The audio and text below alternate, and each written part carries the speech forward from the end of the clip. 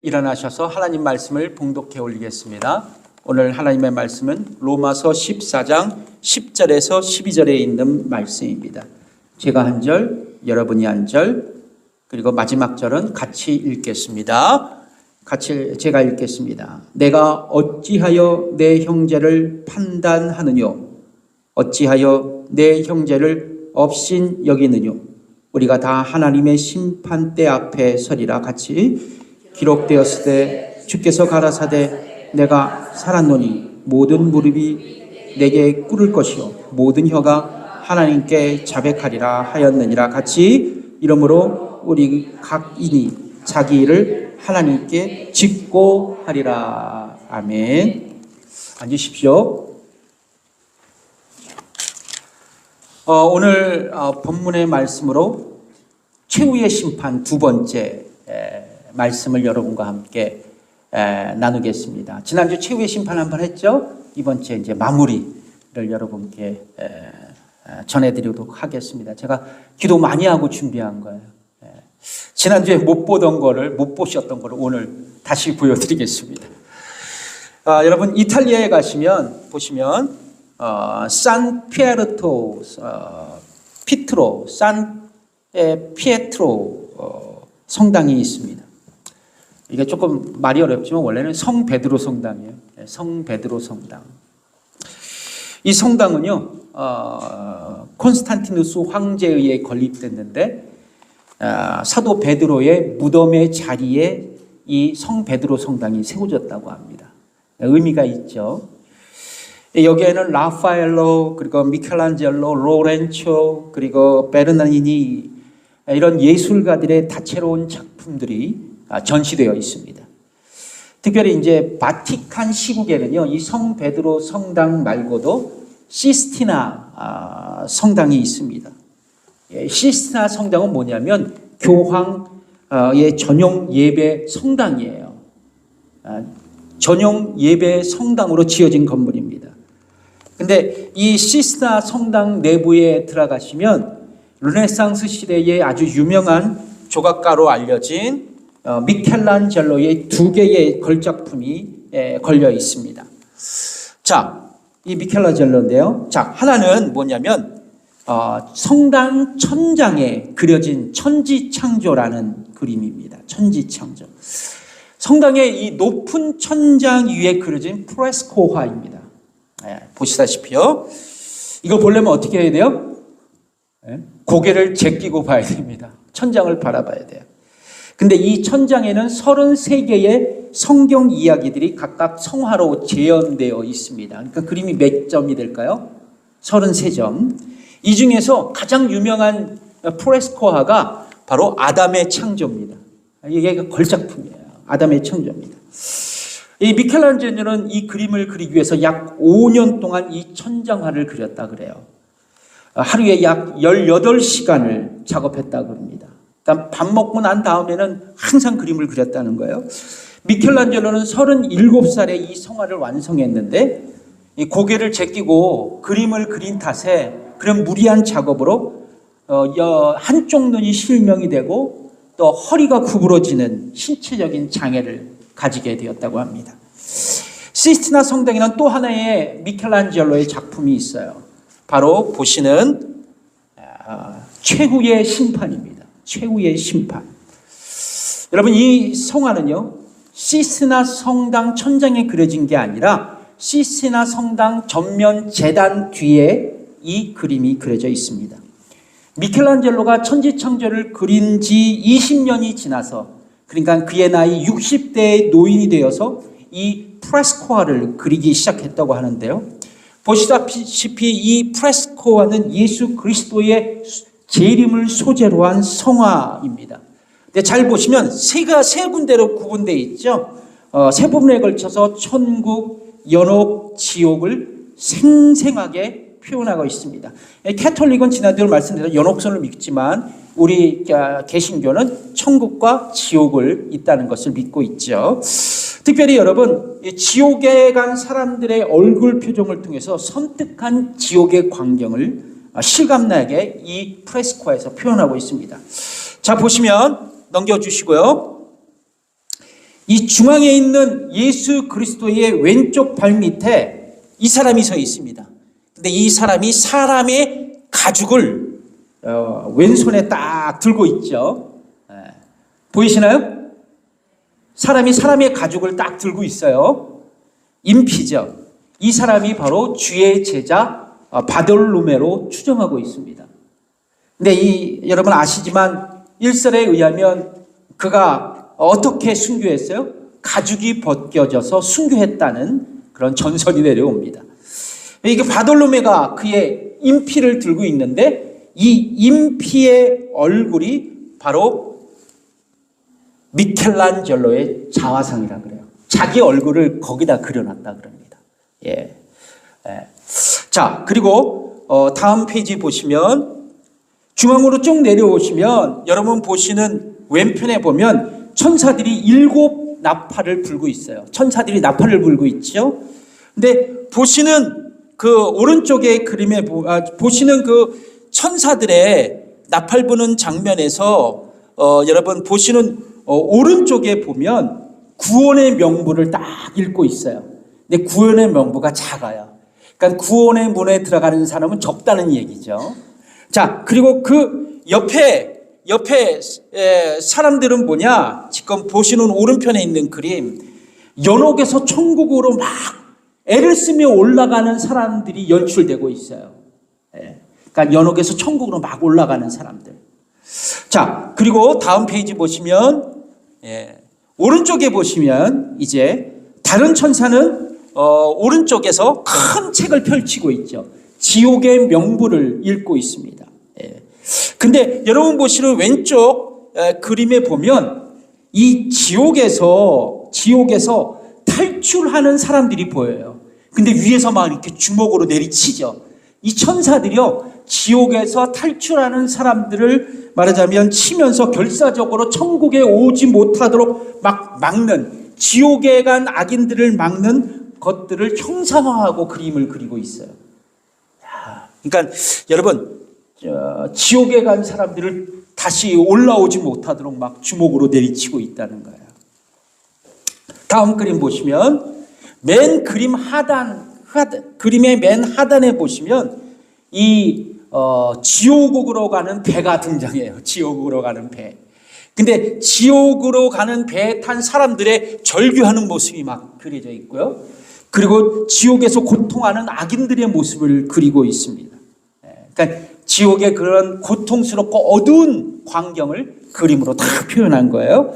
그리고 다음 페이지 보면 이 그림의 맨 오른쪽 하단에 보면 사람의 몸을 뱀이 칭칭칭칭 감고 있어요. 징그럽게 감고 있습니다. 그리고 이 뱀이 이 사람의 어딘가를 탁 물어요. 어딘가를 뭅니다.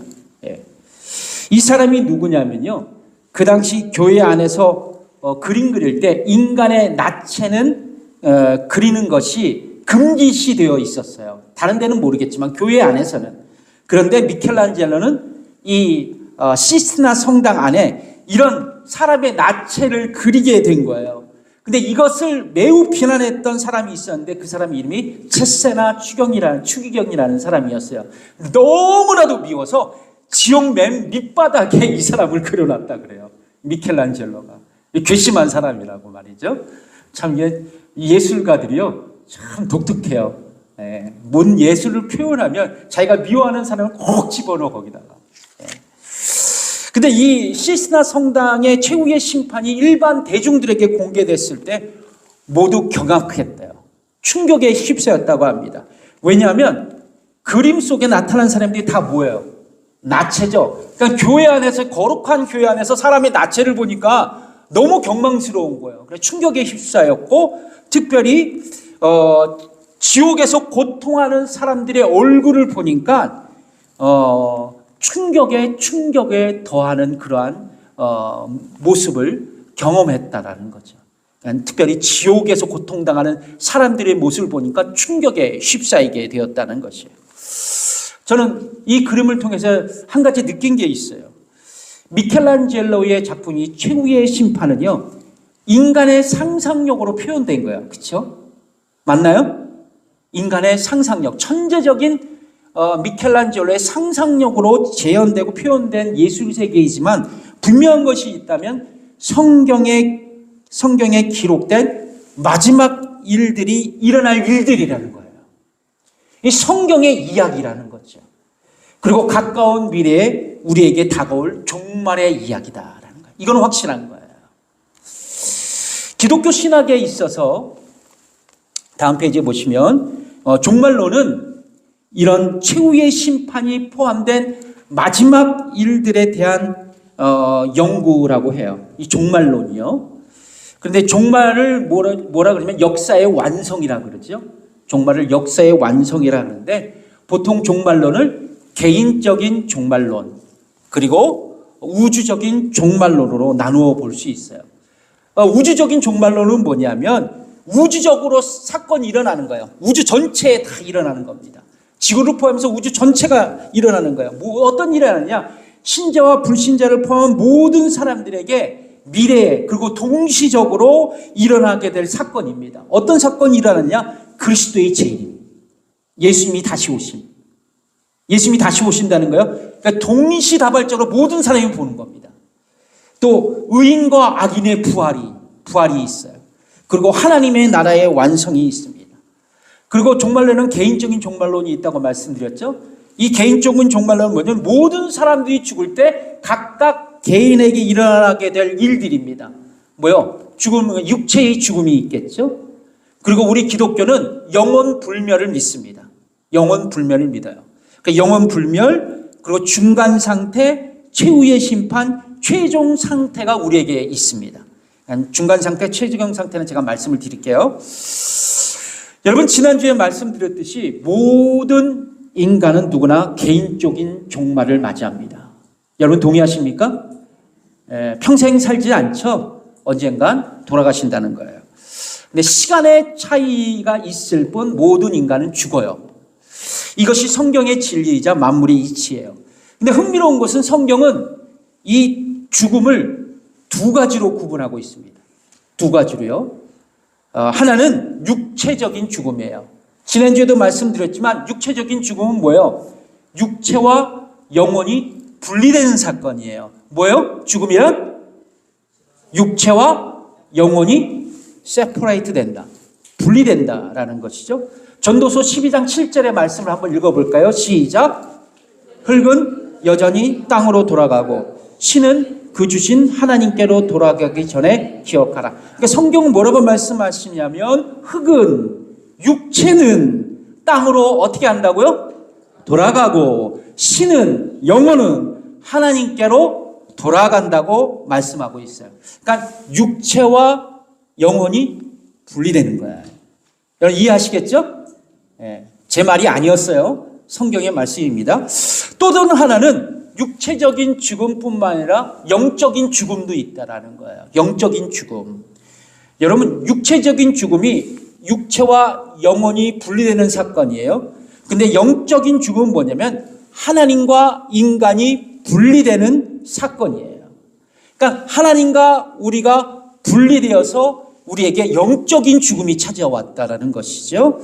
성경에 보면 아담의 죄가 누구에게 전가됐어요? 우리에게 전가된 거예요. 인간에게 전가되어서 우리는 모두 영적으로 죽은 존재가 되었다고 성경은 말씀하고 있습니다. 그러니까 로마서 5장 12절 이게 진짜 중요한 말씀이거든요. 한번 천천히 읽어보겠습니다. 시작. 이러함으로 한 사람으로 말미암아 죄가 세상에 들어오고 죄로 말미암아 사망이 왔나니 이와 같이 모든 사람이 죄를 지었으므로 사망이 모든 사람에게 이르렀느니라. 아멘. 그럼 한 사람으로 말미암아 죄가 들어왔대요. 아담으로 말미암아 죄가 들어왔대요. 그리고 그 죄로 말미암아 사망이 왔다 그럽니다. 근데 이 아담의 죄가 모든 사람의 죄가 되었대요. 그리고 모든 사람은 사망에 이르게 되었다고 말씀하고 있습니다. 그래서 인간은 영적으로 죽은 존재가 되었고 특별히 영적인 문제에 대해 응답할 수 없는 무능력한 존재가 되었다라는 거예요. 그러나 성령께서 성경과 복음을 통해서 나에게 새 생명을 주셨어요. 아멘. 성령께서 우리에게 새 생명을 주신 거예요. 죽었던 영혼을 우리를 다시 중생케 하시고 거듭나게 해주셨습니다. 성령님은 뭐를 통해서? 말씀과 복음을 통해서 우리에게 새 생명을 주셨어요. 거듭나게 하셨어요. 그래서 영적인 질문에 응답할 수 있도록 굳게 닫혀진 나의 마음의 문을 활짝 열게 하셨습니다. 그래서 내가 예전에는 복음을 들어도 예수님을 믿지 않았는데 이제 성령께서 나를 거듭나게 하심으로 죽었던 영혼이 새롭게 태어나서 내가 죄인인 것을 깨닫게 하시고 그리고 예수님께서 나의 죄를 속죄해 주시고 나의 구원자가 되시고 나의 인생의 주님이 되셨다라는 것을 믿게끔 해주셨다는 거예요. 여러분 아멘이십니까? 그래서 내가 거듭난 그리스도인이 되었고 그리고 나를 하나님의 자녀로 삼아주셨고 그리고 나에게 천국의 영생이 소유하게 되었다라는 것이죠. 이것이 복음이지 않습니까? 자, 그런데요. 성경에 보면 신자와 불신자가 죽은 다음 어떤 단계를 거치냐? 이건 제 말이 아니라 성경을 연구한 신학자들의 얘기예요.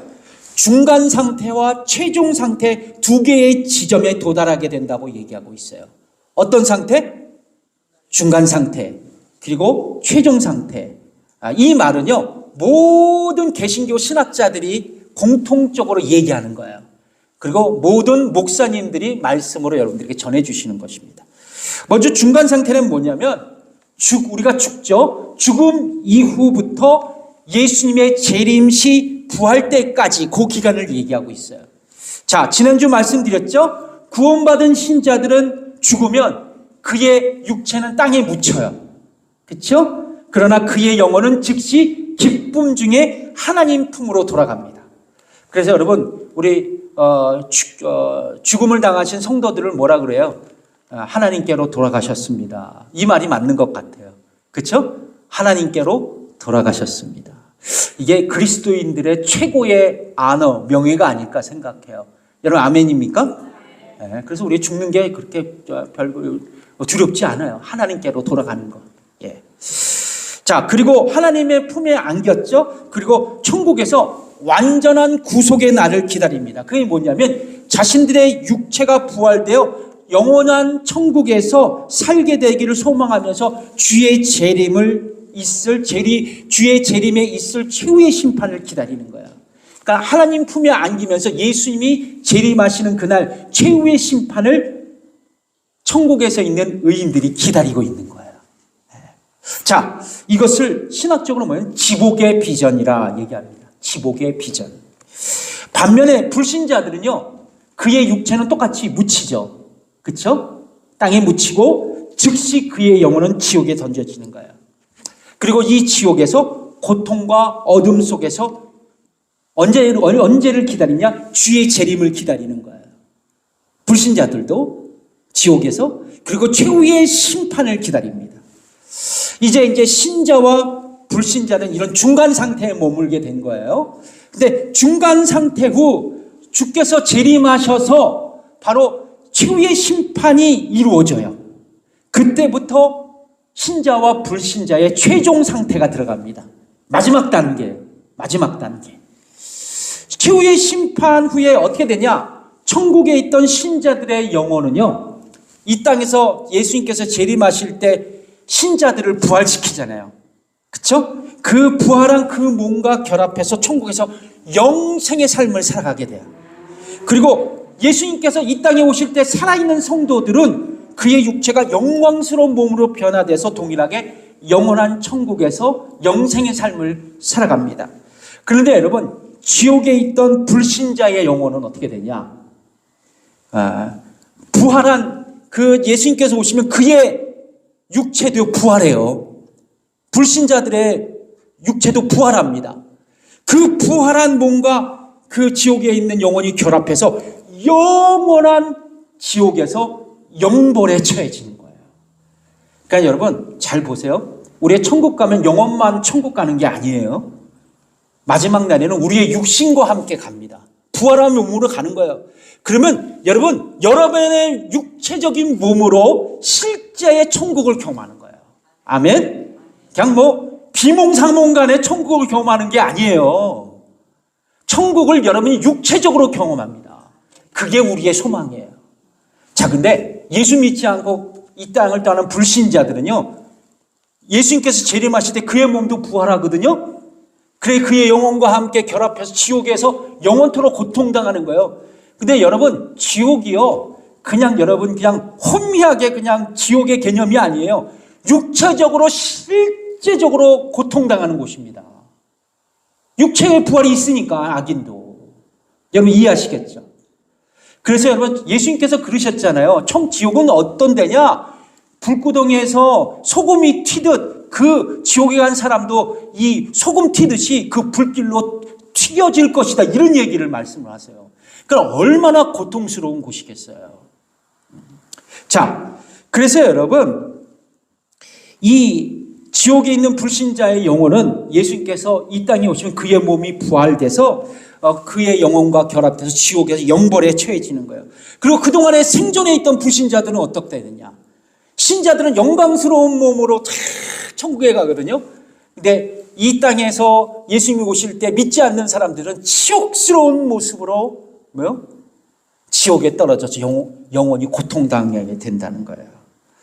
그래서 중요한 것은 뭐냐? 마지막 날 의인과 악인의 부활이 있는 거예요. 그리고 우리에게는, 의인인 우리에게는 그게 소망이고, 악인에게는 그것이 절망이라는 겁니다. 그래서 제 말일까요? 아니죠. 사도행전 24장 15절의 말씀입니다. 읽어보겠습니다. 시작. 저희의 기다리는 바 하나님께 향한 소망을 나도 가졌으니 곧 의인과 악인의 부활이 있으리라 함이라. 의인과 악인의 부활이 있다. 근데 제가 하나 또 읽어드릴게요. 요한복음 5장 29절. 그 의인과 악인의 부활은 구체적으로 어떤 것이냐? 제가 읽어드릴게요. 선한 일을 행하는 자는 생명의 부활로. 잘 들어보세요. 악한 일을 행한 자는 심판의 부활로 나오리라. 그러니까 결론적으로 주의 재림에 있는 그 최후의 심판 후에 의인은, 예수 믿는 신자들, 참 신자들은 생명의 부활로 영생에 들어가고, 그렇죠? 불신자들, 악인들은 심판의 부활로 영벌에 처해진다. 이게 성경의 결론이에요. 이것이 모든 인간의 최종적인 상태가 되는 겁니다. 최후의 심판 후에. 그러니까 결론은 그거예요. 최후의 심판, 인간의 최종의 상태는 뭐냐? 의인들, 참된 신자들, 이분들은 천국에서 부활한 몸으로 영원한 삶을 살아가는 겁니다.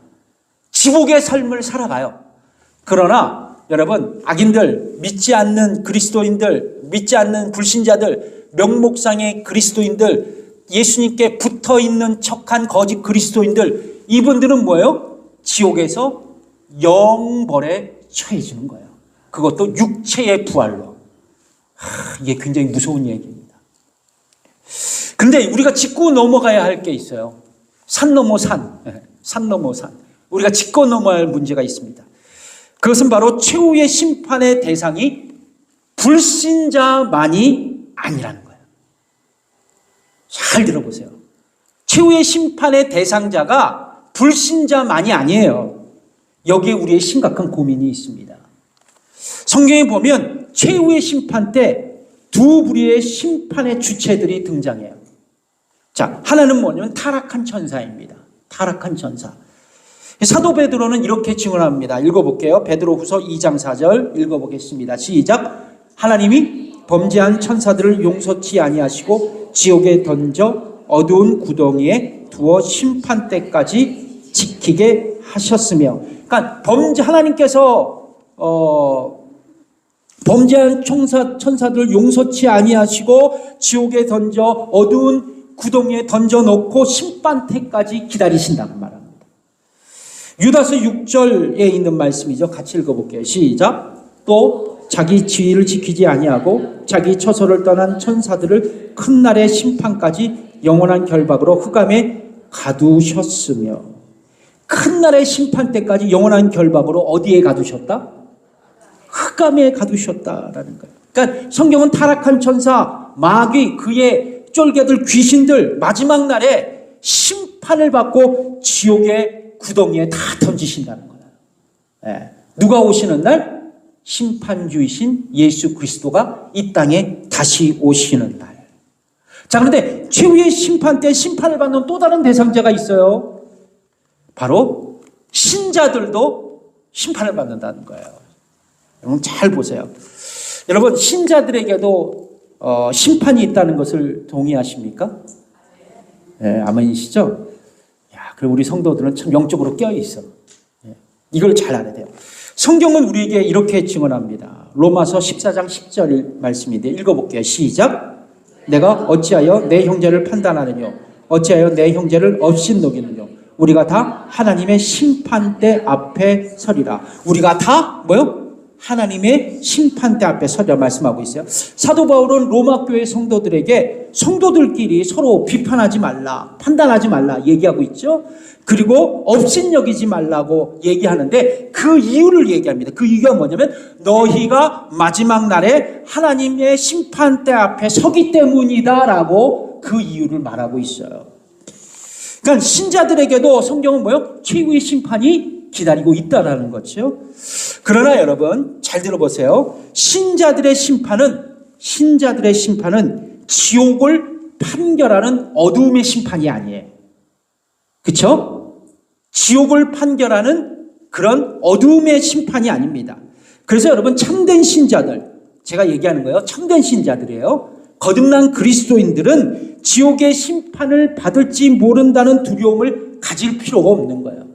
심판은 나에게 없네.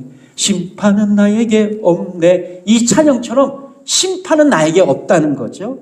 예수님은 우리에게 이렇게 말씀합니다. 요한복음 5장 24절의 말씀을 읽겠습니다. 시작. 내가 진실로 진실로 너에게 이르노니 내 말을 듣고 또 나를 보내신 이를 믿는 자는 영생을 얻었고 심판에 이르지 아니하느니 사망에서 생명으로 옮겼느니라. 그러니까 예수 믿는 참된 신자는 영생을 얻었고 사망에서 생명으로 옮겨졌기 때문에 심판에 이르지 아니한다고 말씀합니다. 그러니까 심판을 당할 수가 없다라는 거죠. 참된 신자들은 예수 믿기 때문에. 자, 그런데 로마서 8장 1절은 아주 결정적인 말씀을 우리에게 주고 있습니다. 읽어볼게요. 시작. 그러므로 이제 그리스도 예수 안에 있는 자에게는 결코 정죄함이 없다. 말씀. 그리스도 예수 안에 있는 참된 신자들은 결코 최후의 심판, 지옥의 판결이 결코 없다라는 거예요. 정죄함이 없다라는 것입니다. 그렇습니다. 참된 신자에게는 지옥의 심판을 받는 정죄함은 결코 없어요. 왜냐하면 여러분 예수 그리스도께서 십자가에 의해서 나의 모든 죄값, 아담으로부터 전가된 그 원죄의 죄값을 다 치우셨기 때문에 그래요. 아멘? 궁금한 점은 이것입니다. 그러면 최후의 심판에서 신자들이 받게 될 심판의 근거는 뭐냐? 그쵸. 우리는 지옥의 심판이 없죠? 근데 어떤 근거로 우리는 하나님 앞에 최후의 심판의 날에 심판의 대상이 될 수 있는가? 우리에게 어떤 것이 심판의 근거가 되나라는 거예요. 그것은 바로 뭐냐면 신자들이 살아온 삶의 궤적을 하나님께서 평가하신다는 거예요. 신자들이 살아온 삶의 궤적을 하나님께서 심판하신다는 거예요. 우리가 살아왔던 생애를 주께서 평가하신다는 것이죠. 이 고린도후서 5장 9절에서 10절에 있는 말씀입니다. 같이 읽어볼게요. 시작. 그런즉 우리는 거하든지 떠나든지 주를 기쁘시게 하는 자 되기를 힘쓰노라. 이는 우리가 다 반드시 그리스도의 심판대 앞에 드러나 각각 선악간에 그 몸으로 행한 것을 따라 받으려 함이라. 이 사도 바울은 고린도 교회 성도들에게 주를 기쁘시게 하는 자가 되라, 그렇게 힘쓰라 권면하죠. 사도 바울은요. 자, 근데 그 이유가 뭐냐? 우리가 반드시 그리스도의 심판대 앞에 각각 선악간에 행한 대로 심판을 받기 때문이라고 그렇게 증거하고 있어요. 권면하고 있다는 거죠. 뿐만 아니라 오늘 본문에 보면 우리가 하나님 앞에서 자신의 죄를 자백하고 직고한다고 기록하고 있어요.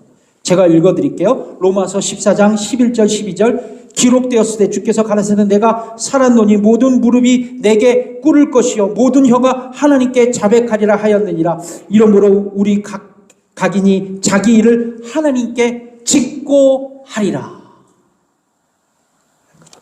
그러니까 말씀드리자면 우리가 신자로서 하나님 앞에 심판받는데 자기가 행한 모든 삶, 모든 행위, 선악간에 행한 모든 행위를 하나님께서 심판하신다는 거예요. 그리고 그 심판대 앞에서 우리가 덜덜덜덜 떨면서 내 입으로 나의 잘못을 다 찢고 한다는 거예요. 고백한다는 거죠. 나의 죄를 다 심판주이신 예수님께 다 분다는 겁니다. 예, 고백한다는 거예요. 근데 한 걸음 더 나가서 더 무서운 게 있어요. 성경은 나의 드러난 행위뿐만 아니라 나의 은밀한 생각, 그 은밀한 말, 은밀한 행동, 그리고 나의 숨겨진 과거, 숨겨진 죄도 마지막 날에 낮과 같이 드러날 것임을 말씀하고 있어요. 그게 고린도전서 4장 5절에 있는 말씀입니다. 읽어볼게요. 시작. 그러므로 때가 이르기 전 곧 주께서 오시기까지 아무것도 판단치 말라. 그가 어둠에 감추인 것들을 드러내고 마음의 뜻을 나타내시리니. 뭐요? 그가 어둠에 감추인 것들을 다 드러낸대요.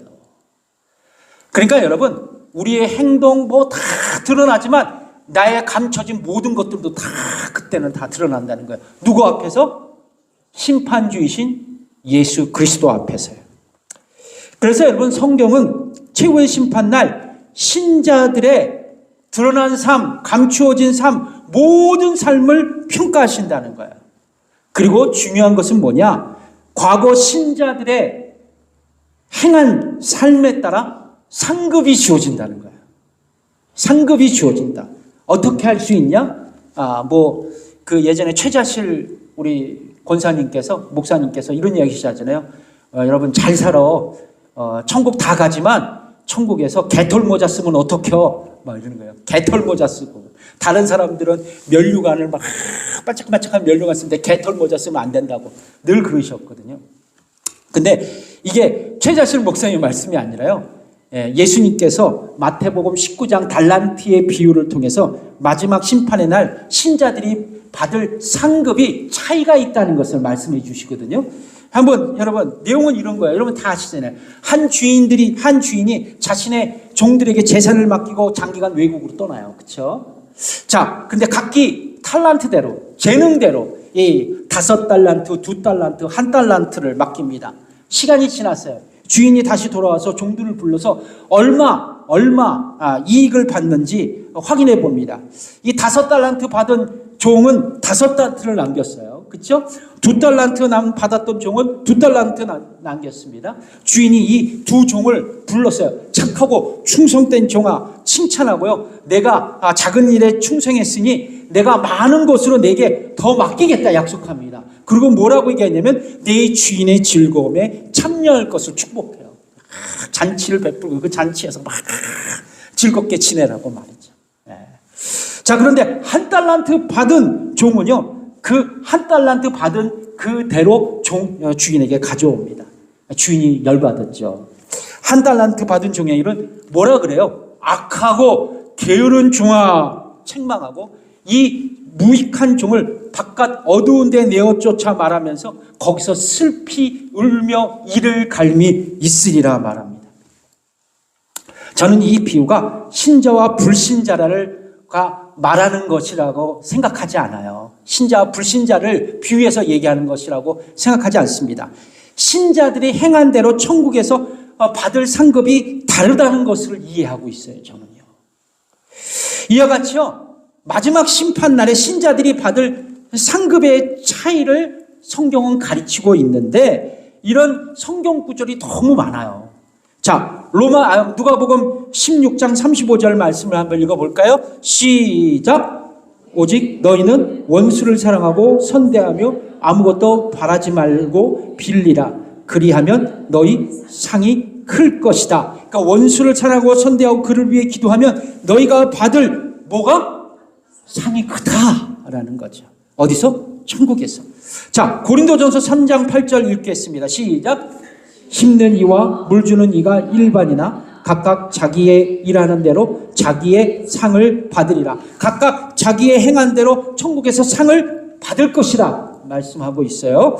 갈라디아서 6장 9절에서 10절에 있는 말씀입니다. 읽어볼게요. 시작. 우리가 선을 행하다 낙심하지 말지니 피곤하지 아니하면 때가 이름에 거두리라. 그러므로 우리가 기회 있는 대로 모든 이에게 착한 일을 하되 더욱 믿음의 가정들에게 할지니라. 성경은 낙심치 말고 선을 행하라고 말하는데 그것 이유는 뭐예요? 때가 되면 그것을 다 거둔다고 말이죠. 그래서 착한 일은 어디에다 하라고요? 믿음의 뭐요? 가정들에게 하라 말씀하고 있습니다. 여러분 이렇게 보면 여러분 참된 신자는 천국에 가요. 예? 근데 그에게도 악인들과 같이 최후의 심판의 대상이 있다라는 거예요. 근데 그 심판은 지옥의 판결이 아니에요. 우리의 삶의 궤적을 평가하는 겁니다. 그 얼마만큼 네가 하나님을 위해서, 교회를 위해서, 믿음의 가정을 위해서 선한 일을 행하고 살았는지를 심판주이신 주 예수 그리스도께서 평가하시는 겁니다. 아멘. 네. 자, 어느 주일학교 학생이요 이렇게 서 있는데 선생님이 아이들에게 이런 질문을 했대요. 어떻게 천국에 갈 수 있겠냐? 그러면서 선생님이 뭐라고 얘기하시냐면 내가 집과 자동차를 몽땅 팔아서 그 돈을 갖고 헌금을 다 내면 천국 갈 수 있겠니? 그랬더니 아이들이 배운 게 있잖아. 아니요! 그랬대요. 아니요. 그러면 선생님이 매 주일마다 교회 앞마당을 다 청소하면 그러면 천국 갈 수 있겠니? 아니요. 그러더래요. 그럼 집에 있는 팥들, 애완동물을 잘 키우고 사랑해주고 칭찬하면 내가 천국 갈 수 있겠니? 그랬더니 아이들이 다 아니요. 그랬대요. 그러면서 이제 선생님이 아이들한테 질문해요. 그러면 어떻게 천국 갈 수 있겠니? 딱 그러는 거예요. 그러면 선생님의 기대 대답은 뭐예요? 예수 믿으면 이렇게 했는데 애들이 뭐라 그러는지 아세요? 죽어야 천국 가죠. 그러더래요. 죽어야 천국 가죠. 그러더래요. 애들의 발상이에요. 근데 이게 맞아. 이게 맞습니다. 왜 맞냐? 여러분, 예수 그리스도를 나의 구주와 인생의 주님으로 고백한 참 신자들은 죽으면 천국 가는 거예요. 아멘? 제가 그랬죠? 항상 얘기하지만 참된 신자가 천국 가는 거예요. 거짓 신자가 천국 가는 게 아니에요. 위장된 신자가 천국 가는 게 아닙니다. 예수님께 딱 달라붙어 있는 척하는 사람이 천국 가는 게 아니에요. 예, 계속 말씀드리잖아요. 참된 신자, 거듭난 그리스도인들 천국 가는 거예요.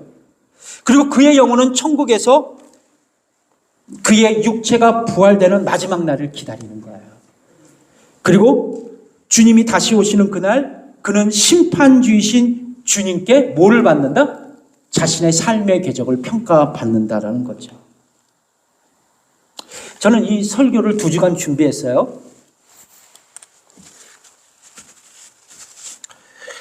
이 설교를 준비하면서 얼마나 고민을 많이 했는지 몰라요.